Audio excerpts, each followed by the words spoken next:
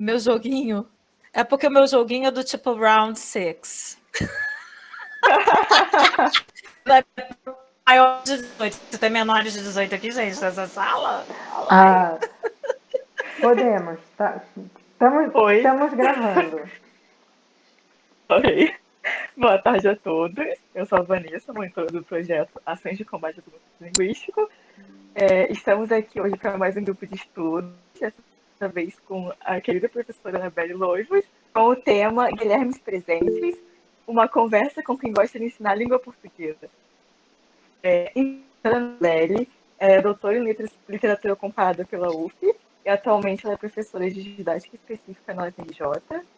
Ela pertence ao grupo de pesquisa interinstitucional, UFRJ-UERJ, dedicado aos temas disciplina e castigos corporais nas escolas do Rio de Janeiro, 1854 a 1932, História e Memória do Franciscanismo no Brasil, reedição do Novo Orbe Seráfico Brasílico, do Antônio Maria Jacotão, e História, Memória e Identidade Fluminense. Ela também é membro do Corpo de Pesquisadores e sócia do ILPT, que é Lógica, Filosofia e Teoria da Ciência. Atualmente, ela desenvolve na Faculdade de Educação da UFRJ o projeto de extensão interinstitucional de Euclides. E ela também supervisiona as atividades do Cineclube da Cunha, do Arquivo de Memória Amélia Tomás e do Ponto de Cultura Os Sertões de Euclides, em parceria com a Secretaria de Estado da Cultura do Rio de Janeiro. Ela também é coordenadora do projeto de extensão Conversas com quem gosta de ensinar e recebe convidados incríveis para bate-papos sobre o cenário educacional. Então, boa tarde, professora. Muito obrigada por aceitar nosso convite. A senhora já pode começar. Vanessa, que gracinha você lendo esse negócio aí. Esse negócio deve ser do Lattes, não? Não que a gente faça muito esforço para botar as coisas no Lattes, né? Eu estava atualizada, a gente atualiza. Deixa eu atualizar para vocês a coisa que está mais me deixando apaixonada nesse momento.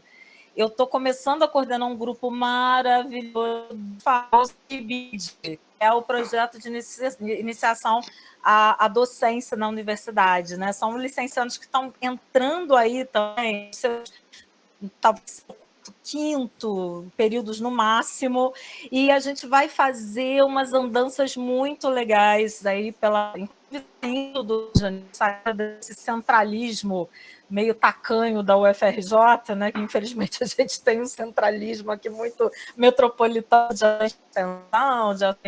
de ensino, e a gente vai subir a serra para falar de literatura infantil juvenil com viés antirracista. Eu estou apaixonada desse grupo, que vai levar aí 18 meses. Vocês todos que estão aqui, todos e todas e todes, adoro esse todes, estão convidados e convidadas para participar em algum momento, né, das discussões. Então, quer dizer, além disso tudo aí, que é um trabalho assim de, né, aquele trabalho que a gente faz para botar lá no currículo Lattes mesmo, no relatório de progressão da titularidade, que acontece daqui a um ano, sabe? 15 anos, projetos de pesquisa, né? Pesquisa na área de história da educação, que também me interessa muito, né? E nessa zona híbrida, né, de letras, né, as letras e o ensino, que é uma coisa que sempre me moveu. Eu sou professora desde sempre, desde que eu me entendo por gente, sabe? Aquela professora que a única coisa que não fez na vida, que se ressente de não ter feito, é alfabetizar. Gostaria de ter alfabetizado uma turma, mas não tive sabe, sei lá, essa iluminação, ou talvez ou paciência para fazer isso, porque eu já comecei dando aula, era tão engraçado isso, a gente começava, né, Bia e Ana, a gente fazia normal, na década de 90, e aí a gente já fazia concurso público para trabalhar com crianças de quarta, né, até a quarta série, antiga quarta série. Então, eu já entrei no primeiro curso público, escola pública, município de Cantagalo, que era a minha cidade, né, para dar aula para uma quarta série. Era professora de português e estudos sociais. Vocês imaginam eu dando aula de estudos sociais? Nossa, eu dava, claro que eu pegava textos da literatura, né, crônica, etc., acabava trabalhando, né, de história e de geografia, né, que equivaleria a história e geografia. E até aula de inglês eu dei, gente. Vocês não têm noção. Meus alunos me chamavam para de Fusca, né? Dirigir um Fusca, né? Todo mundo começa num Fusca. E aí eles chamavam meu Fusca de Yellow People Car. Olha que bonitinho. Muito bonitinho, né? Uma forma afetiva, né? De dizer que a professora é pobre, que tem um Fusca, que é carro popular. Mas tudo bem, vamos lá. Galera, coisa boa. Sala de aula é cachaça, não é à toa que tá a Ana aqui, né? Depois de ter dado aula a tarde inteira, né? Ela volta para cá, vem aqui para conversar com a gente. Não é à toa que a Bia tá aqui e tá dentro da universidade. E não é à toa, a gente sabe que a gente tem exatamente essa percepção de que se a universidade largar a escola básica, as duas afundam, né? A gente está vivendo um período de sombras ainda, que a gente tem que tomar muito cuidado, né? Até dia 31 de dezembro, muita água pode rolar embaixo dessa ponte aí, com caminhoneiro, sem caminhoneiro, com caminhoneiro com carona, sem carona, né? A escola pública, né? O projeto de destruição da escola pública e da própria universidade pública por extensão é projeto mesmo, como diria o Darcy Ribeiro, né? A gente não está totalmente salvos pelas urnas. A gente precisa estar muito atento a isso. Especialmente se a gente, por exemplo, pega os fatos mais recentes da última semana e vê que, por exemplo, a equipe de transição que vai lidar, né, no futuro governo Lula com as questões de educação é a mesma equipe que estava sob comando, né, do ex-ministro Haddad e que tem 90% de sua composição vinda do mundo né, da iniciativa privada, né, e do campo privatista de educação. Isso é muito preocupante. Ou seja, ainda tem muita luta pela frente. Mesmo que nós estejamos no campo progressista, a gente vai ter que lutar por espaço, sim. Né? Porque verbas públicas devem ser investidas na escola pública, na universidade pública. Não parar nos cofres das fundações Lemas, Itaús, Unibancos, da vida, que a gente já está vendo aí, todas bonitinhas e cheirosas se apresentando para o novo governo, né, numa reunião de grandes amigos, né, corporativos que aconteceu anteontem, para ser mais exata, em Brasília, no CCBB.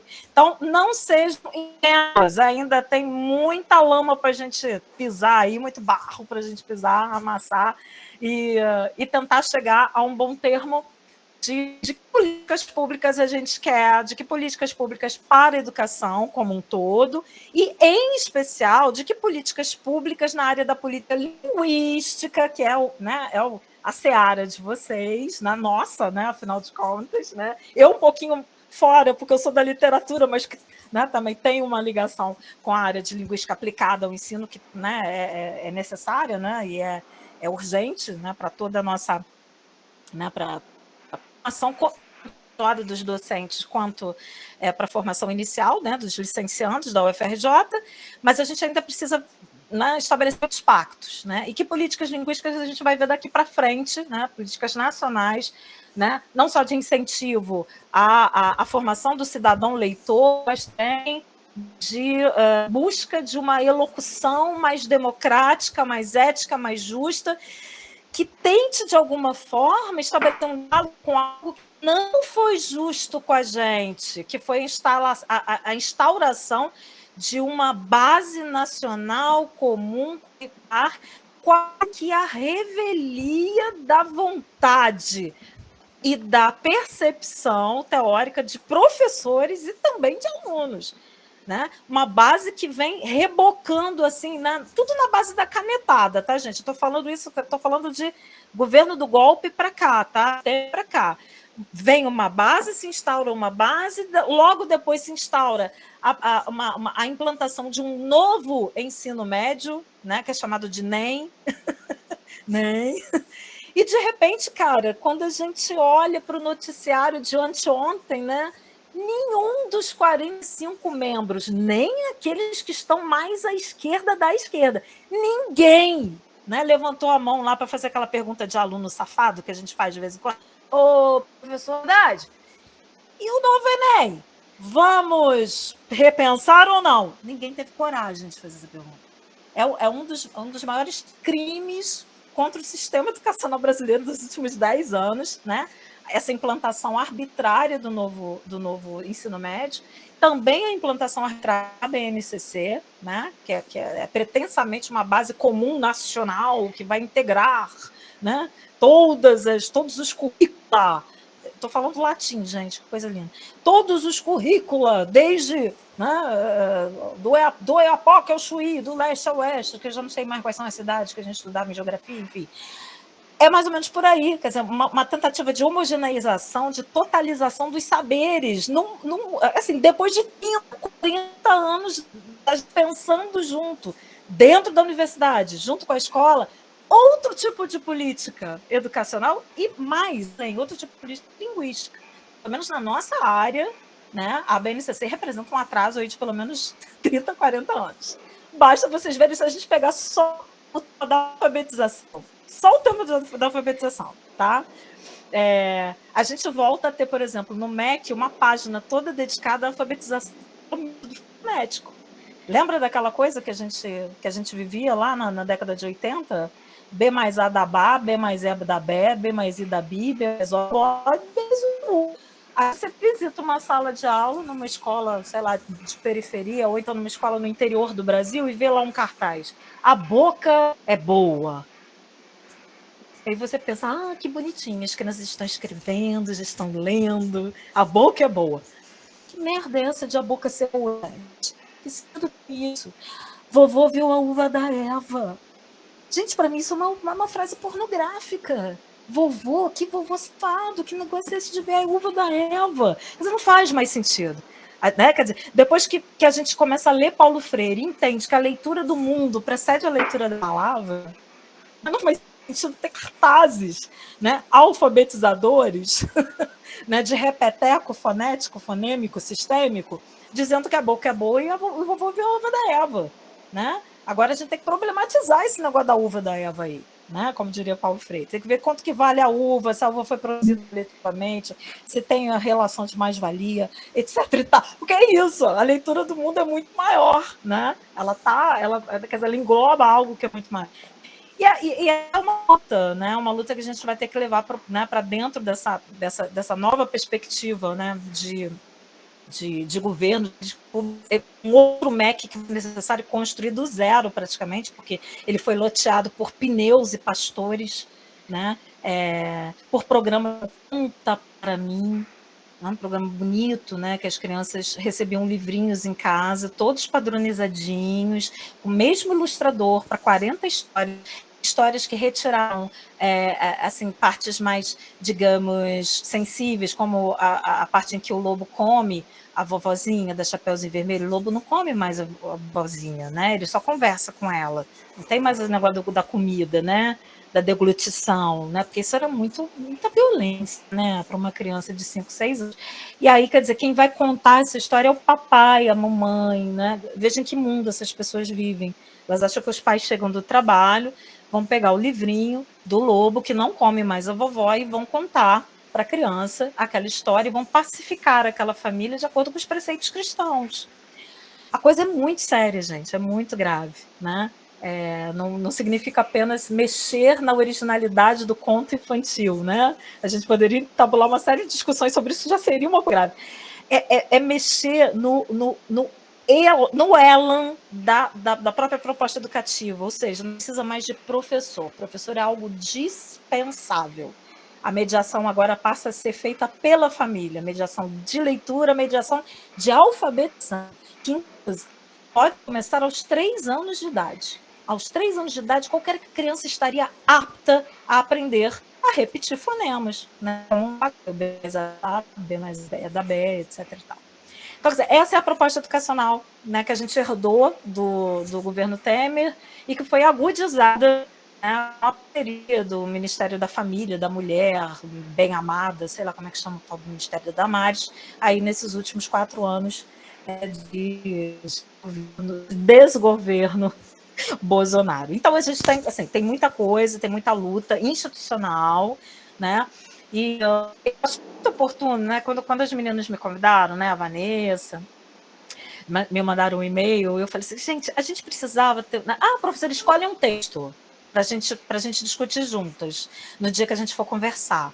E a gente gosta de ler o texto com antecedência, né? Para a gente poder ter um papo bacana. Eu fiquei pensando, gente, as meninas, eu não vou maltratá-las e dar um texto teórico, né? Não vou né? Vou lá na minha caixinha de maldades, vou, né? O que tem de mais rococó de Marcusque e mandar bala, mandar para elas se virarem perguntas sobre o texto. Não vou fazer isso. Eu sou do ensino, eu sou da escola, do chão da escola, eu gosto de ler, eu sou uma leitora ávida. Eu tenho uma leitora em casa de 12 anos, que está no 6º ano, que me ensina todo dia o que é leitura, pé no chão, tá? Ela hoje é leitora de mangá, tá? Hoje o grande barato da minha filha é ler mangá, tá? E eu estou embarcando nisso junto com ela. Nós estamos lendo juntas Berserk, para vocês terem uma ideia. A gente acha que eu sou maluca, né? Deixar ler Berserk. Né? É proibido para menores de 18 anos, tá, gente? Ó, mas ela tá lendo numa boa, mediado, e tudo por mim, que pretamente sou professora de literatura, então tem um pouquinho mais de segurança, né? Mas, veja, eu fiquei pensando, eu preciso falar uma coisa que fale a experiência que essas moças, esses rapazes vão ter numa sala de aula de escola básica, de uma escola pública. E que, obviamente, faça uma ligação de pesquisa que eles frequentam, que eles compõem, que é o grupo, né, do combate ao preconceito linguístico. Né? Primeiro eu pensei em uma coisa mais, mas aí eu pensei, eles já devem ter lido tudo, né, do Marcos. A língua de Eulália, por exemplo. Pensei muito na língua de Eulália. Vocês já leram juntos? Adorava trabalhar a língua de Eulália com o pessoal da pedagogia. Eles ficavam assustadíssimos, assim, no primeiro momento, né? Mas foi muito legal. Aí depois eu pensei, não, já que agora eu estou com esse projeto de literatura infanto-juvenil, eu vou subverter o negócio. Vamos fazer uma conversa a partir de um livro da literatura infanto-juvenil. Exatamente, até para a gente entender de que forma a gente pode conversar com esse público, né? Que é o público, né, com o qual vocês vão dar daqui a pouco, né?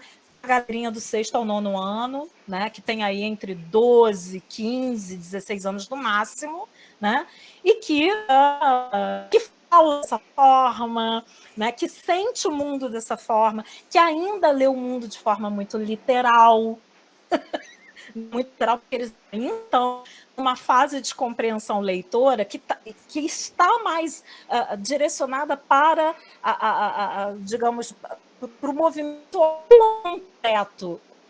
A abstração ela vai vindo, mas ela vai vindo aos poucos, assim como o desenvolvimento das competências e das habilidades linguísticas que a Ana Paula sempre falam para vocês. Isso isso vai num crescendo, né? Agora, né, para chegar à abstração, eles têm que passar aqui pela concretude antes. A concretude não é menor do que a abstração. A gente precisa dela para chegar lá, né? A Aimee, para chegar ao mangá, ela precisou ser leitora de quadrinhos antes, né? Aqueles quadrinhos que a gente compra ali na banca mesmo. É o Chico Bento, é a Mônica, né? Aí ela, de repente, descobriu que tinha uma outra estética, uma estética em preto e branco, e que se lê de trás para frente. Né? Vejam, que revolução. Né? Quer dizer, há quem fale que criança não presta atenção num livro que não tem figuras. O Guilherme é um pouco assim, né? O Guilherme do nosso livro. Mas veja, quer dizer, o Guilherme precisou passar por isso, precisou passar por aquela bendita redação de volta das férias. Né? Minhas férias. Parágrafo, pulo uma linha, para depois poder entender um pouco de como funciona, né? Toda essa questão da produção textual numa situação escolarizada, que é totalmente diferente da produção, né, textual em qualquer outra seara da nossa vida, né? Gostei, se vocês quiserem interromper, gente, fiquem muito à vontade. Assim, como é que a produção escolar, né, a produção textual escolar, assim, ou contribuiu, ou até mesmo chegou a travar vocês como escritores, né? Chegou a bloquear a autoria, a capacidade de autoria de vocês, porque isso é muito comum de acontecer. Né? Pessoas que vão muito, quer dizer, mandam muito bem, por exemplo, em modelos redacionais como o Enem, que é um modelo do tipo caveirão, né? Popularmente chamado de caveirão, vocês sabem como é que é, né? Tem um esquema, né? Tem palavrinhas certas que você tem que usar no início de cada parágrafo para chegar a nota 1000, né? Não é difícil chegar a nota 1000, não. Se você seguir modelos, padrões, você chega. Só que você mata totalmente, você mata 90% da autoria do texto, né? Dessa definição que a gente dá de autoria.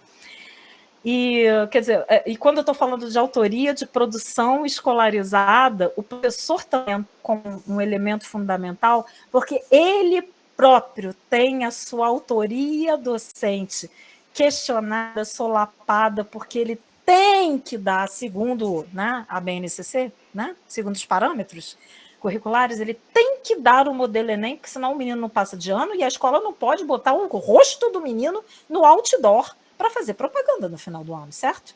Ou seja, cadê a autoria docente também nesse processo? Né? São duas autorias que perdem, a autoria do aluno e a autoria do professor. A gente perde a autonomia, né? A gente não pode escolher nem com que tipo de texto a gente vai trabalhar. Gente, acho que o último vestibular que eu vi na minha vida, que foi carta, foi o meu, na década de 90. Quer dizer, já não se pede mais um outro tipo de texto, de gênero. É só o gênero argumentativo, tem que ter uma proposta de intervenção. A gente já não faz marcação nas provas de concursos vestibulares. Não, quer dizer, é muito complicado a gente ter metido a redação escolar dentro de um refrigerador, congelou num modelo único, né, pautado por, né, decisões que são políticas, né? É aquela coisa, né, de bom, assim, com um texto argumentativo eu consigo mais zeros na dissertação e eu tenho menos dissertações para corrigir, certo? No modelo narrativo seria mais complicado fazer isso, né? Então, eu acho que tem uma decisão política de eliminação mesmo, uma política de eliminação, né, por antecipação, para dar menos trabalho na hora de corrigir e para nivelar um pouco mais, né, as ditas redações de excelência, nota 1000. E qual ia ser minha sugestão? Vou beber uma aguinha, enquanto isso, se alguém quiser comentar, fica à vontade. Minha sugestão seria a seguinte: eu sei que nem todo mundo tem tempo de ler o texto na íntegra antes das reuniões que a gente faz. A minha sugestão seria a gente fazer um trabalho diferente dessa vez. Eu proporia a vocês que nós fizéssemos uma coisa que é uma leitura dramatizada desse texto, aqui hoje, na rodinha. Eu começar e depois, quem se sentir à vontade, pode me ajudar com 1, 2, 3, 4 parágrafos e a gente faz uma roda. A gente primeiro lê o material. Né? Essa é uma das coisas que eu sempre falo para a galera né, que está fazendo licenciatura em português de literaturas. Gente, não dá para trabalhar para a sala de aula. Muitas vezes a gente até dá o texto com antecedência, né, para o menino ler em casa, mas a gente não tem garantia de que essa leitura foi feita ou foi mediada de forma bacana. Por que não gastar, entre aspas, um tempinho a mais, meia horinha que seja, no início da aula, destacar trechos essenciais desse texto e fazer essa releitura juntos, numa roda, um olhando para o outro, um colocando o corpo a serviço daquele texto. Né? Isso é que eu chamo de leitura dramatizada. Há uma espécie de interação entre a voz que lê, o corpo que lê, que se coloca à disposição, e o texto. Quer dizer, o texto ele é presentificado, faz uma diferença enorme para quem lida com criançada. Fundamental número 2 lá, fundamental 2 de 6º ao 9º ano, principalmente, é fundamental. Ter esse texto, esse texto falado, esse texto que vibra literalmente nas cordas vocais e vai parar no centro da sala de aula. Né? Isso potencializa, digamos, as brincadeiras linguageiras que a gente pode fazer, né? É uma delícia ouvir os sotaques, as formas de ler e de realizar o texto lido na sala de aula. E potencializa a imaginação. Os personagens estão ali, eles estão incorporados naqueles leitores. É muito bacana. Vamos fazer, então, uma pequena releitura desse texto, para quem já leu em casa, ótimo. Leu, vai ter oportunidade, né? O texto que ganha corpo, isso aí, Bia. Vai ter oportunidade de ver o texto ganhando corpo, né? E é algo totalmente revelador, digamos, de uma outra faceta da sala de aula que eu acho, não sei se Bia e Ana concordam comigo, mas eu acho que a escola foi esquecendo aos poucos a performance, a palavra falada. A gente está muito preocupado com, pelo menos, com as duas habilidades que a gente julga que são principais linguísticas, que são o escrever e o ler. Mas onde ficam o ouvir e o falar? Né? Eu, pelo menos, aprendi isso na faculdade interior do estado do Rio, com a minha boa e velha professora de língua portuguesa 1, 2, 3, 4, 5, 6, 7, 8, dona Lúcia Raminé, uma puta professora de português que me fez ser a professora que eu sou hoje. E ela dizia isso, gente, aprender português não é só aprender a ler e escrever, é aprender a ouvir e a falar também. Ouvir e falar são coisas muito perigosas. A escola se incomoda com isso. Ouvir pressupõe uma aprendizagem. A gente sabe que esses meninos de hoje são... Cara, é uma luta botar eles para ouvirem alguma coisa. Mas quando essa coisa afeta eles, duvido que eles não ouçam. Tem que afetar. E para afetar tem que ter performance. Tá? Não tem jeito. Performance não no sentido barato da palavra, não, tá? Quer dizer, não é aquela coisa do professor showman ou a professora showwoman. Não é isso. É performance nesse sentido que Bia falou agora há pouco, aqui no chat, de colocar o corpo à disposição da estética do texto. Né? O texto passa a ter uma ética e um significado experimentado a partir da voz e da estética e da performance. Junta as duas coisas. Aí é um barato, gente. Ética e estética na sala de aula. Porra, aí você vai ser a professora e o professor mais feliz do mundo. Junta as duas coisas. Um bom texto, bem escolhido, um texto pelo qual você é apaixonado ou apaixonada, tem que ser. Porque senão não entra.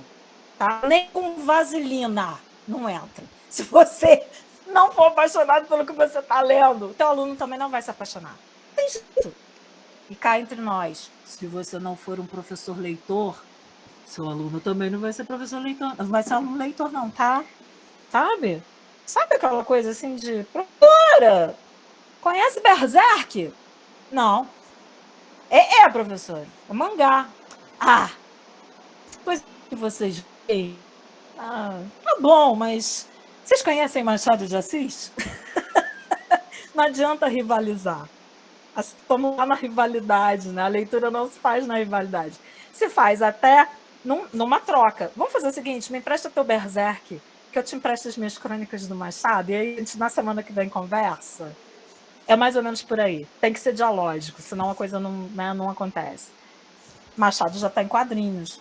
Né? Dá para, de alguma forma, dialogar com Berserk nesse sentido. Pois muito bem. Falava eu da importância do ouvir e do falar.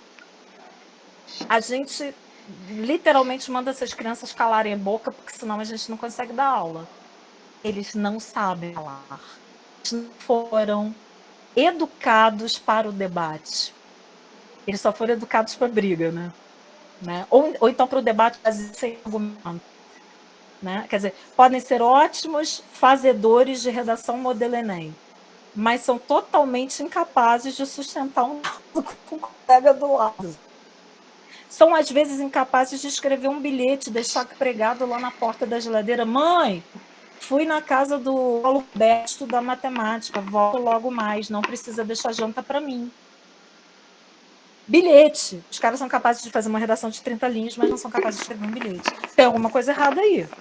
Certo? Então, quer dizer, eu acho que se a escola recupera essa capacidade de dialogar com os 4 níveis, com as 4 competências linguísticas, né, fundamentais, né, para o ser humano se comunicar, que são ler, escrever, o falar e o ouvir, aí sim, aí a gente vai estar fazendo uma proposta mais justa, mais dinâmica, menos centralista, né, menos hegemônica, né, de currículo do que aquela que a gente tem hoje. Né? Vocês já passaram com a Bia e com a Ana Paula pelas 1.798 habilidades específicas da BNCC? Vale a pena ler, gente. A BNCC, como assim, é um show de horrores, né? Assim, porque é um documento de 600 páginas que consegue ser pior do que os parâmetros curriculares nacionais, que a gente já metia o pau há 15 anos atrás, né, Bia? Bia e Ana Paula. A gente metia o pau nos parâmetros. Hoje a gente tem saudade dos parâmetros. Né? Porque frente à BNCC ficou...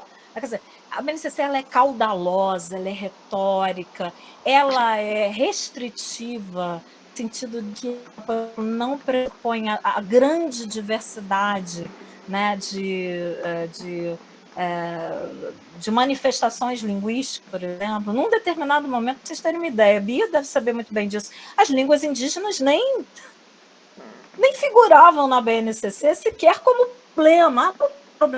As línguas indígenas, vamos levar a cultura indígena para a sala de aula? Não, era para levar a cultura afro-brasileira. Mas aí precisava, né? Quer dizer, teve uma lei para levar a cultura afro-brasileira, esqueceram que também existiam outras culturas periféricas e fizeram uma segunda lei 3 anos depois, né?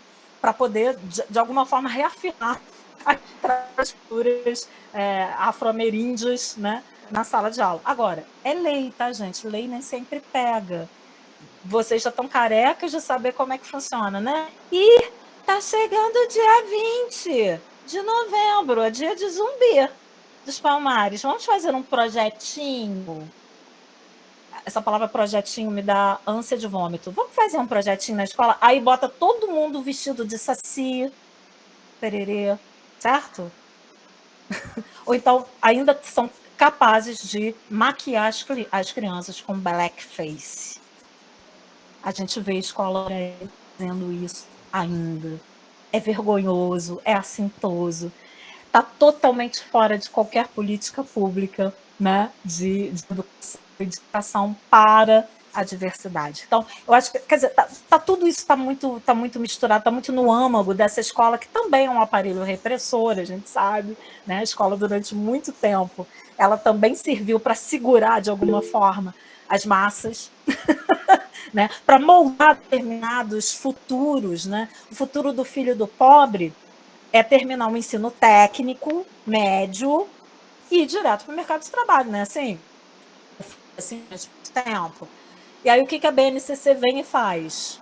Depois né, dos parâmetros curriculares terem exaustivamente debatido sobre isso, né? Dito que não, o ensino médio tem que ter um perfil humanista, a gente tem que formar o aluno cidadão, cônscio dos seus direitos, dos seus deveres, o cara que lê a Constituição, o cara que leva, né, sei lá, os temas da hora para ter português, geografia, de história, né, numa perspectiva interdisciplinar. Acabou com isso. Não, ensino médio tem que ter perfil técnico, porque o pobre precisa de emprego, a gente precisa botar essa galera no mercado de trabalho e cobrar mensalidade de R$5.000 na escola eleva para quem quer passar para o UFRJ para medicina. Né? Tem que dar a cara a tapa. Nossa escola de medicina está cheia dessa geração todinho que teve a mensalidade paga, né? Mensalidade de R$5.000 passar para o UFRJ, com sucesso, por causa dos modelos de caveirão do Enem. Vocês me desculpem, mas essa é a verdade. São aqueles meninos que vão para a medicina do UFRJ já pensando quanto eles vão ganhar, né? Como médicos que fazem fertilização in vitro. Né? Vão para o escritório na Torre do Rio Sul, 40º andar, e vão fazer fertilização in vitro. Isso. Esse é o objetivo de vida dessa gente. A universidade pública, né? Mas, quer dizer, para chegar a ela, né, os caminhos são muito diferentes dos caminhos da classe trabalhadora. Me desculpem esse desabafo, mas, né, quer dizer, porque eu vejo que a Minerva está realmente loteada de determinados ideais, entre aspas, educativos muito dissonantes. Né? O que a gente acredita na letras, por exemplo, né? O que esse grupo aqui acredita, né? Que parte o preconceito linguístico, é diametralmente oposto ao que um determinado grupo que hoje loteia a própria reitoria da universidade acredita. Podem ter certeza. Acho que a gente está do lado certo da história. Bia quer falar, gente? Bia, me ajuda aí que eu quero beber água. Então, na verdade, nem sou eu que quero falar diretamente, é para que a Ana Clara possa fazer a pergunta. A Ana Clara colocou no chat, gostaria de fazer uma pergunta sobre levar a leitura para a sala de aula, e assim, eu levantei minha mãozinha para dar corpo, dar voz para a pergunta da Ana Clara, que estava só no chat. Tá, a Ana tá aí. Ana, desculpa, porque eu não estava com o chat aberto, eu estava só com as carinhas de vocês aqui. Com as carinhas fechadas, né, crianças? Mas a gente vai tirar foto no final com a carinha aberta, não vai? Por favor, a gente se sente tão acolhido quando você abre essa câmera. Importantíssimo. Mas, Ana, quer fazer de viva voz a pergunta? Ou quer que eu... Posso falar? Fica à vontade. Boa tarde, gente. Boa tarde. Quando eu ouvi você falando sobre levar a leitura, né, fazer esse tempo de leitura com os alunos, me lembrou uma vez que eu acabei mudando de escola. Eu fui para uma escola em São Gonçalo. Eu nasci em São Gonçalo, né, só que eu acabei vindo para o Rio e em algum momento eu tive que voltar a morar lá. E aí a professora tirou tempo para fazer essa leitura com a turma, só que a turma era muito quieta, sabe? Ninguém gostava de ler. E eu sempre fui uma leitora ávida, sabe? Então, quando ela pediu para alguém ler, eu fui a primeira a levantar minha mão e começar a ler o livro. A gente estava trabalhando até uma versão para adolescente dos Miseráveis, do Victor Hugo. E aí, eu lembro que quando eu terminei de ler, eu fui aplaudida, o que para mim foi extremamente esquisito, porque eu estava acostumada com aquilo. E depois, conversando com alguns alunos, eu reparei que eles não tinham o costume da leitura, sabe? Alguns deles falaram que eles nunca tinham alguma coisa por gostar mesmo. Então, como a gente pode levar um livro para uma turma que é assim, uma turma que não tem contato com o livro, fazer essa proposta? Era uma turma de 8º ano que tinham... nessa época, acho que eu tinha 12. Eu tinha 12 e a turma tinha lá, seus 15, 16 anos. Então, como eu posso fazer para levar esse livro para uma turma desse? Ana, super bacana, super excelente. Olha, o que a tua professora fez na época foi extremamente simples, mas transgressor.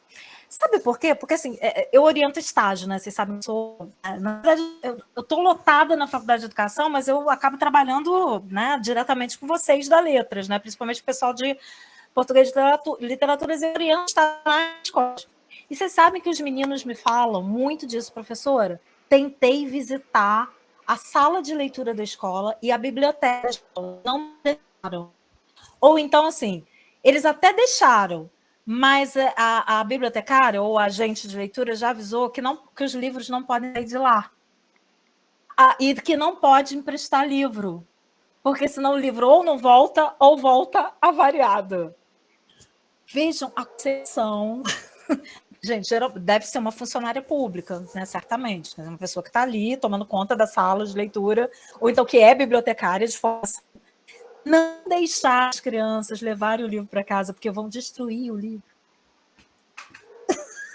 Ainda existe. Ainda existe essa Veja, a socialização de livro de leitura no Brasil se dá de forma mais contundente por duas vias. O programa, dois programas governamentais, né, programas do governo federal, chamados PNLI e PNLD, Programa Nacional do Livro Didático e Programa Nacional do Livro...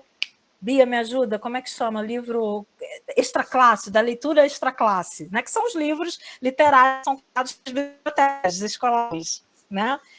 O maior comprador de livros do Brasil é o governo federal. A gente acha que, quer dizer, a gente tem aquela falsa impressão de que quem mais vende livro no Brasil é Paulo Coelho. Não, Nanina, não. Quem mais vende livro no Brasil são os autores da literatura infantil.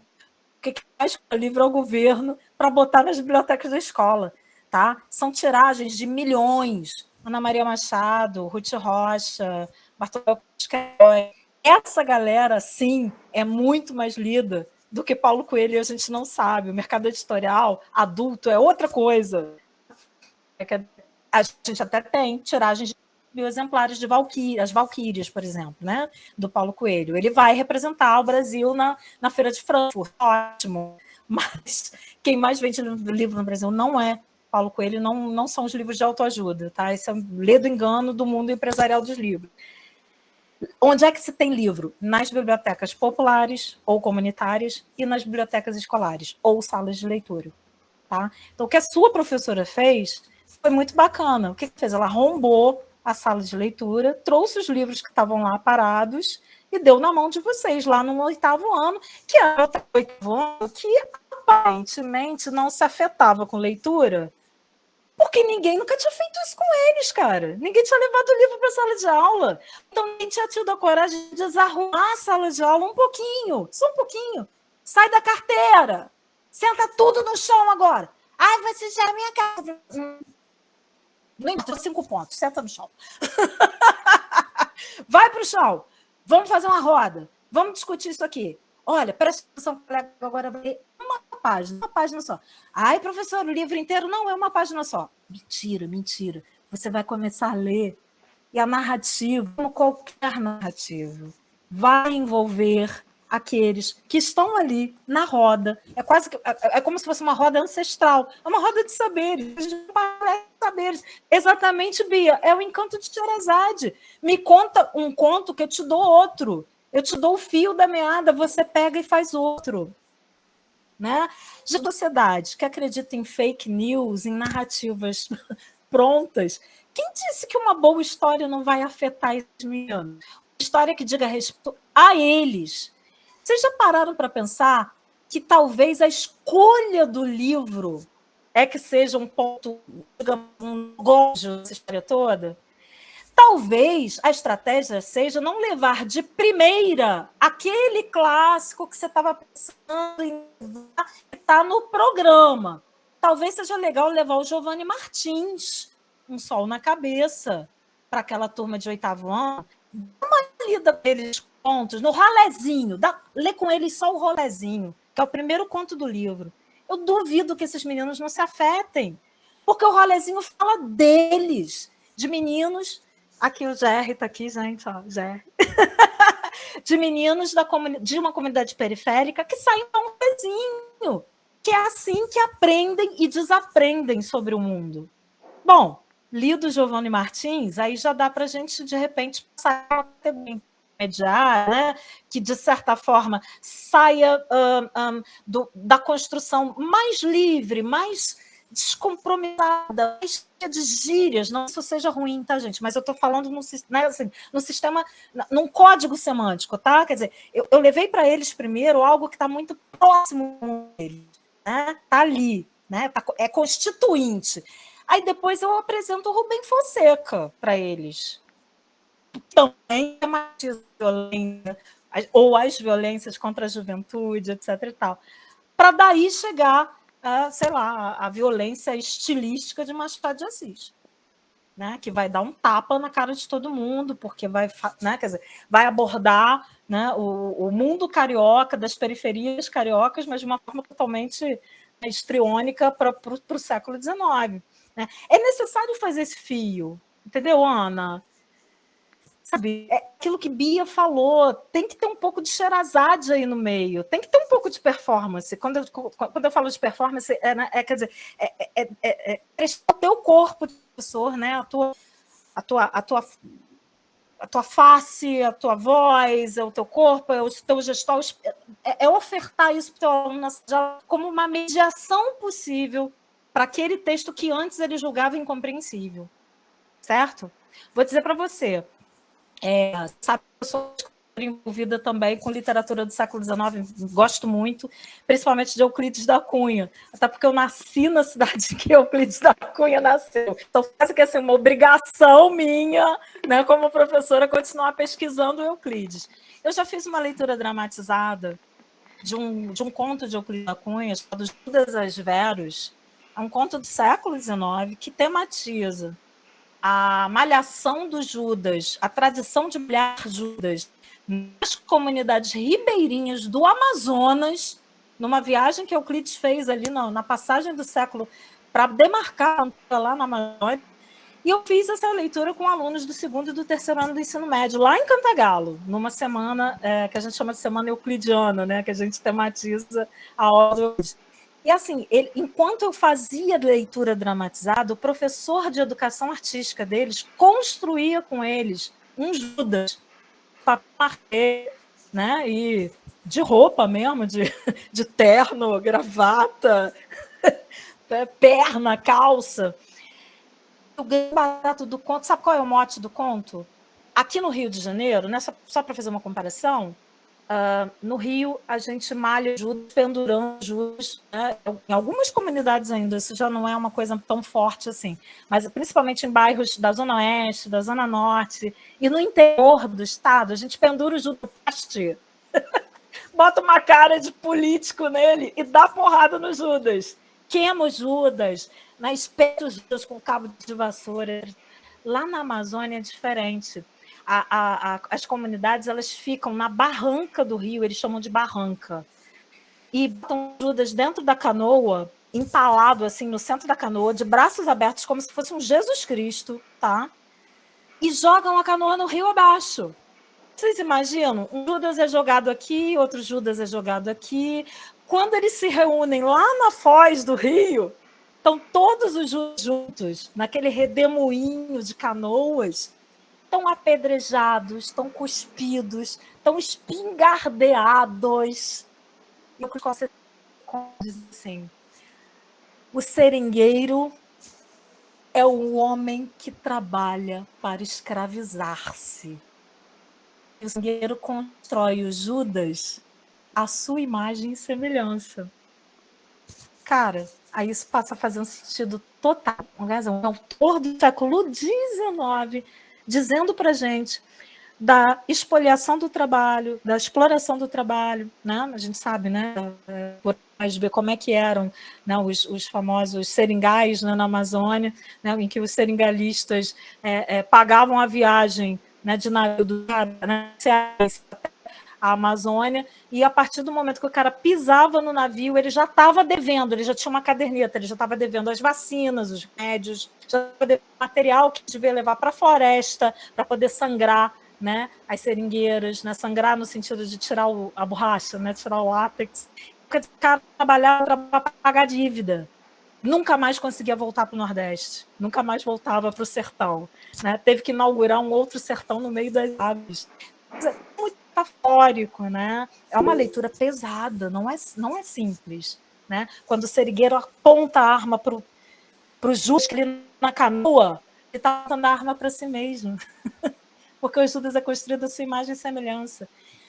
Isso tudo acontece na hora da leitura. E depois que a gente lê, depois que a gente dramatiza e a gente senta na roda para discutir, pô, você vê menino chorando. Porra, meu avô era seringueiro, lá no Acre. Veio de uma vida melhor. É assim, né? As pessoas vão se identificando com as redes, com os temas, com as danças, com os sentimentos que são despertos na hora dessa leitura, né? Então, Ana, eu acho que a tua professora tem uma sacada genial. Primeira coisa que ela fez, democratizou o acesso ao livro. Levou esse livro para dentro da sala de aula, já é um passo. Além de ter levado esse livro para a sala de aula, deixou que vocês tivessem voz. E ela, a figura central, a protagonista da leitura. Algumas vezes vai ser necessário realmente preparar essa leitura com antecedência, mas assim, foi fundamental dar voz a vocês. E depois, querer ouvir de vocês, resgatar né, quer dizer, os ecos dessa leitura. Nossa, isso já é um baita projeto. É um baita projeto de leitura. Não precisa da Fundação Lehman de falar isso, da Fundação Itaú de falar isso. Você sabe que é essa a tua tarefa docente, como professora de língua portuguesa e de literaturas, né? É abrir esse espaço de elocução à da sala de aula. É possível. E só precisa do teu corpo, da tua voz, do corpo do teu aluno, da voz do teu aluno. É muito mais simples do que a gente acha que é. Tá? Metodologia tem. Né? Tem preparação para fazer isso? Tem. Né? De repente, tem gente que faz cursos né, com fotógrafo, né? Aprender a impostar a voz de forma que a voz seja ouvida lá no fundo da sala de 50 alunos. Até tem técnicas, mas não vai depender fundamentalmente da técnica, e sim da sua formação leitora. Né? A sua formação leitora que vai ensejar a formação de um novo leitor. Deu para sacar, mais ou menos? Né? Quer dizer, o início, o start disso tudo. Essa aula, você contou aqui pra gente. Maravilhosa, tua professora. Muito bacana. Transgressora, hein? Transgressora ela. Com pouca coisa, conseguiu transgredir. Tem a Vanessa também, né? Vanessa, quer falar, coração? Sim, professora, eu ia falar sobre nesse assunto que a gente está falando sobre a democratização, mas eu acho que fica ainda mais difícil quando os próprios professores, né, ou as pessoas que estão na graduação agora, nunca passaram por essa realidade, nem conhecem ninguém que já passou por essa realidade de pessoas dessas escolas pobres, assim, escolas de interior. Tipo, eu também sou de São Gonçalo. Tipo, quantas pessoas que eu já estudei chegaram na faculdade, sabe? Assim, foi dá pra contar no jeito de uma mão. E a maioria já partiu, assim, provavelmente a maioria das meninas que eu estudei já tem filho. Mas, assim, chegar na faculdade, sabe? E, assim, eu que estou na faculdade agora e sendo uma pessoa pobre, cada coisa que colegas, eu fico pensando, gente, essas pessoas vão ser professores, como que elas vão lidar com os alunos, sabe? É cada coisa, assim, de pessoas que não conhecem essa realidade. Só querem comentar sobre, falar, mas conhecer mesmo, olha, eles nunca conheceram. Uma pessoa analfabeta, nunca tiveram contato. E acho que é por isso que é importante, né, ter esse contato, por exemplo, com o EJA, ensino de alfabetização, enfim. Sim, perfeito. Acho bacana, por exemplo, um aluno meu diz, mas, professora, eu tenho que fazer 400 horas de estágio, né? Ai, meu Deus, como é que eu vou dar conta disso? E eu vou fazer isso tudo na escola só? Aí eu digo para ele, olha, oficialmente, você pode fazer numa escola só, mas oficiosamente, se eu teria outro tipo de experiência. Eu ia para o EJA, eu ia distribuir a minha carga horária, sabe? Assim, em lugares que me desafiam, né? Mas eu quero ir para uma escola de excelência. Vou para o Pedro II. Ótimo, maravilha. É nosso parceiro de estágio. Colégio Federal de Excelência, prova para as melhores universidades do Brasil. De Marte também. Mas não é o CIEP da esquina. Então vai para o CIEP da esquina também. O CIEP da esquina também precisa de você. Né? Vai lá conhecer também, quer dizer, aquilo que não se chama de escola de excelência. Né? Eu acho que você pode aprender, sim, né, com as escolas de excelência, as suas práticas de excelência, mas também pode aprender muito com aquilo que falta na escola, que não é de excelência. Não é de uma crítica ficar, né, quer dizer, elecando no caderninho de estágio tudo de ruim que o professor fez. Não é por aí. Né? Muitas vezes o professor não tem informação continuada, né? O cara, né, fez o seu curso normal há 30 anos atrás e está com a mesma fichinha de leitura até hoje, né? Mesmo porque não teve, né, oportunidade de conhecer outras coisas, né? De ser aluno da Bia, de ser aluno da FRJ. Mas diálogos são possíveis. Muitas vezes, assim, eu já vi projetos muito bacanas nascerem em escolas periféricas que não eram de excelência, teoricamente, mas por causa da presença dos alunos da UFRJ lá. Por causa da presença do PIBID, por exemplo, transforma. Quando você entra com um grupo que está afim de fazer, que está afim de trabalhar e está afim de dialogar com o professor, principalmente, né? O professor se sente ouvido, se sente compartilhando de fato suas experiências docentes, a coisa anda com mais, né, mais tesão, é a palavra que eu uso. Tem que ter tesão para fazer isso. Não dá para fazer simplesmente por um decreto governamental, né? Então, Vanessa, nesse sentido, eu acho que assim, essa falta que você sente de, nossa, mas o que as pessoas estão falando? Elas não sabem da realidade de uma escola pública, né? A escola pública do meu bairro, por exemplo. Começa na escola do teu bairro, né? Visita essa biblioteca, vê se está acontecendo isso que eu relatei agora há pouco, da biblioteca está trancada, porque senão os meninos vão destruir os livros. Eu cheguei, só um parênteses, eu cheguei a conhecer uma bibliotecariazinha tão bonitinha, ela já estava prestes a se aposentar. Sabe uma daquelas senhorinhas com óculos, assim, com o cabelinho todo certinho no lugar, linda? Ela encapava os livros. Ela chegava no de encapar os livros da biblioteca com aquele plástico transparente, sabe? Para os alunos não sujarem a capa do livro, né? Quer dizer, ela tinha aquela biblioteca como se fosse uma coisa dela, da casa dela, né? E não emprestava também os livros. Sob esse argumento, tem o livro aqui na minha frente, aqui na biblioteca. Se tiver que fazer pesquisa, vai ser aqui, porque o livro não pode sair da biblioteca. Que é o projeto, por exemplo, totalmente diferente do projeto dos CIEPs. Eu não sei se vocês conhecem, assim, pelo menos o projeto original, né, quando o Darcy Ribeiro, né, fez a concepção dos CIEPs, Vocês percebem que lá dentro dos CIEPs tem uma construção circular, que é a biblioteca? Não sei se vocês já visitaram o CIEP. Vocês precisam visitar, gente. Assim, até a concepção arquitetônica dos CIEPs é muito interessante. No início, as salas de aula elas não tinham teto, elas não tinham parede até teto. Não tinham parede até o teto, era meia parede. Justamente, quer dizer, na cabeça louca do Darcy, maravilhosa, aquele poeta lindo, maravilhoso, na cabeça do Darcy, isso era para que todo mundo pudesse interagir. Que o professor X e o professor Z, que tivesse na aula do lado, soubesse que um e o outro está trabalhando e que as crianças conversassem entre si. Ele não queria nem que as salas de aula tivessem porta, para vocês terem uma ideia. Aí convenceram ele que era necessário ter porta. Senão os alunos iam fugir. Os professores também poderiam fugir. Enfim. E aí aquela construção que fica no pátio do CIEP é uma construção circular, é como se fosse uma taba, uma oca, inspirada muito nas ideias antropológicas do Darcy. É a que funciona a biblioteca. A biblioteca, segundo Darcy, ela tinha que ser não apenas escolar, mas comunitária. Ela ficava aberta para empréstimos para a comunidade. Não era só dos alunos. Eu não sei como é hoje, tá, gente? Mas esse foi o projeto de 25 anos atrás, né, dos primeiros CIEPs. Então, olha só, né? Não é só para emprestar, é para fazer circular. O governo federal mandava uma caixinha de 7 livros. Eram 7 livros escolhidos do programa PNDE, né, que era o Programa Nacional do Livro de Extra Classe, de Leitura Extra Classe.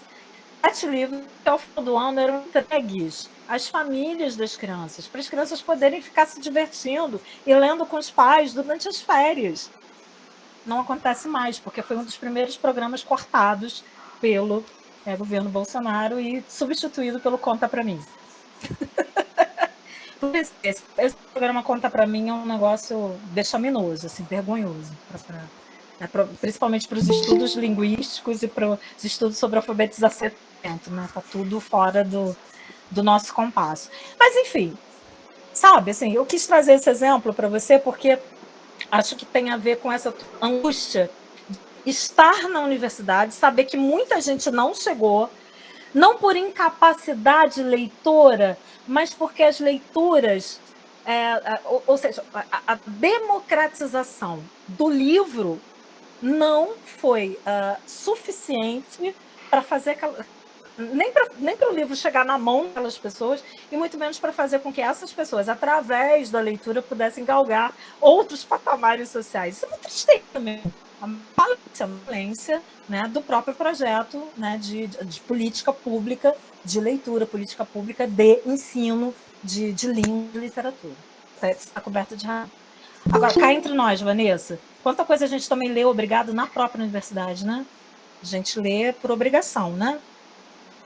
A leitura por prazer e por, digamos, por voyeurismo acaba ficando mesmo para depois da graduação. Vocês são safadinhos e safadinhas, vocês acham que se vão entrar no mestrado, no doutorado, vão ler só o que vocês quiserem? Lendo. Aí que vocês vão ser mais tutelados ainda nas leituras de vocês, porque você tem que produzir um documento acadêmico e tem que ser na linha de pesquisa do seu professor orientador, porque se não for, ele te chuta, entendeu? Então você entra no mestrado querendo estudar, sei lá, as relações entre livro, leitura e sala de aula. Sala de aula. Vamos fazer só o negócio da leitura, só acabou? Esquece a sala de aula, esquece a escola pública. E aí você vai esquecer, né? Vai esquecer porque você precisa de um orientador para chegar no final do mestrado em 2 anos. Até agora são 2 anos, ponto, final.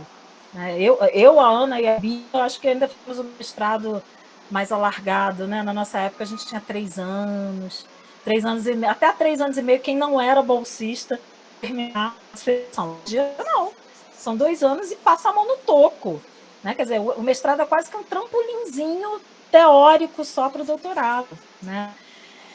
E a gente se pergunta em que os nossos mestrados e doutorados têm contribuído de fato para esse diálogo, para potencializar esse diálogo entre escola e universidade. Vou dar uma resposta enviesada para vocês. Eu não oriento mestrado e doutorado.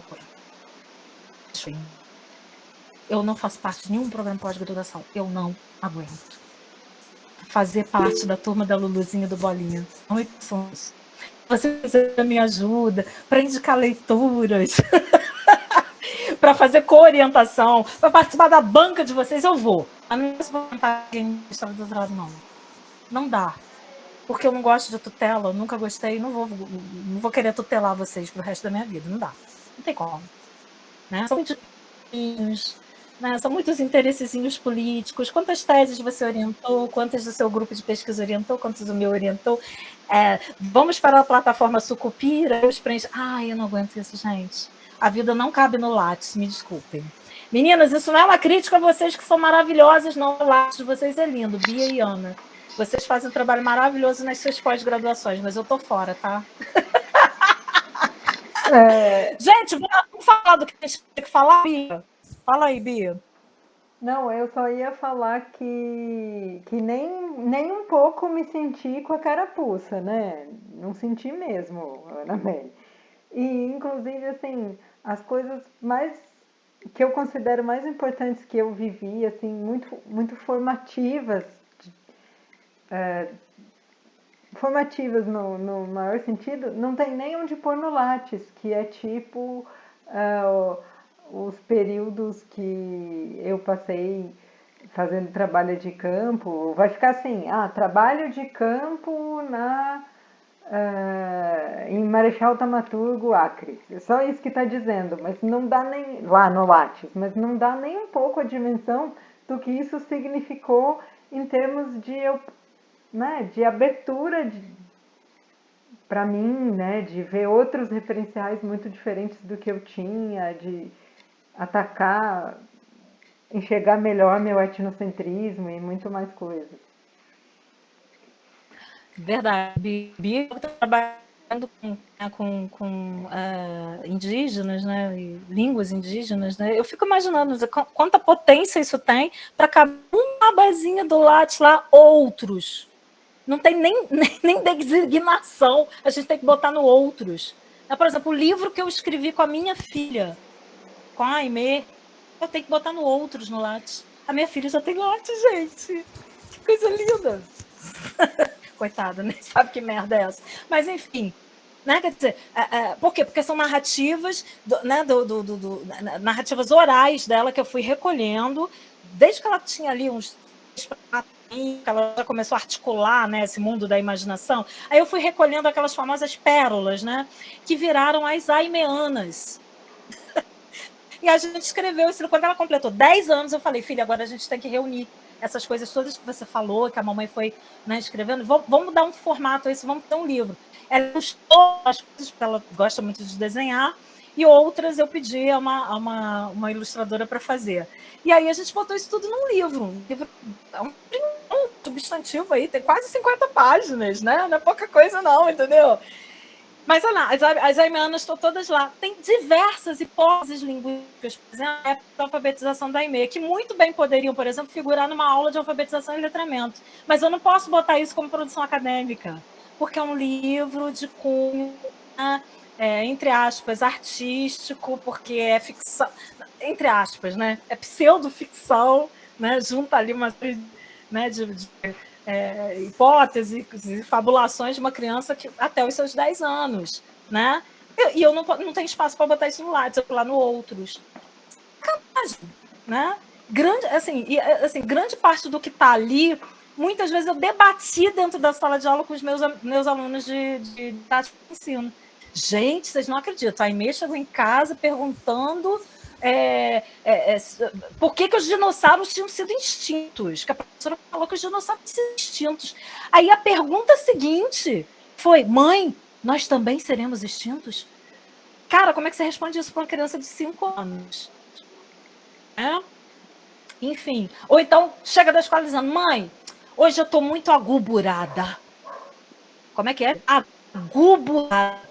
O que é aguburada, minha filha? É assim quando a professora tá chata, fica falando sem parar e a gente sai da escola aguburada. Eu sei exatamente o que ela quis dizer, mas ela teve que inventar uma palavra que para ela significava que coisa chata. né? Quer dizer, foneticamente até parece, né? Com alguma coisa vociferante, né? Então, quer dizer, essa é uma hipótese linguística de uma criança que tem uma alfabetização. Bacana. Olha, dá um tratado de linguística, mas não entra no Lattes. Sacaram? Por isso que eu não gosto sabe, não gosto de me comprometer com o mundo acadêmico para além do que eu já faço. Eu adoro sala de aula. É uma cachaça, gosto de estar junto com meus amigos, né, com os meus alunos, né, toda semana lá, naquela nossa discussão bacana. Gosto de dar curso de extensão, adoro ir para as escolas, gente, conversar com o professor. Escola é uma cachaça. A gente vai para a sala do professor, fica ali, ó. Caramba, o que você está fazendo? E aquele projeto de poesia visual que você estava montando com os alunos do terceiro ano, foi à frente, coisa e tal. Exposição pedagógica escola é a coisa que mais te dá tesão. Você sai de lá molhada, literalmente, assim, de suor, de prazer, entendeu? Porque é muito bacana você ver esses meninos produzindo cada coisa, né? A escola é muito produtiva, é muito criativa. Tá? Mais até do que a universidade, tá? Tá dando banho na gente. A estudantada sempre deu banho na gente, né, Beatriz? Né, Ana? É a estudantada que vai invadir lá o consumo, né, hoje, para barrar a votação da venda do canecão. É a estudantada que ocupa a escola, né, que faz aquelas ocupações lindas em 2016, né, que mudaram a relação dos alunos com a escola. Gente, é muita coisa boa.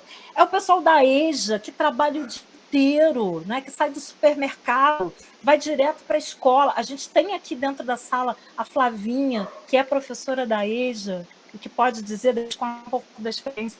Flavinha, beijo para você, Flavinha, da Rede Municipal de Ensino.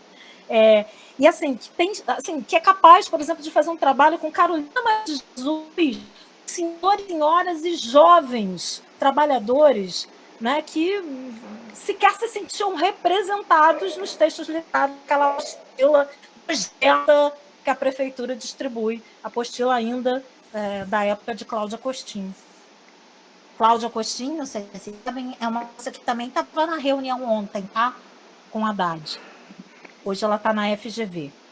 É consultora para assuntos educacionais. Gente, quando eu crescer, eu quero ser consultora para assuntos educacionais. E ganhar o salário que a Cláudia Costinho ganha, claro. Enfim. Mas é isso. Vanessa, obrigada pela pergunta. Você viu que eu fui longe, né? Fui longe para poder tentar te responder. Sim.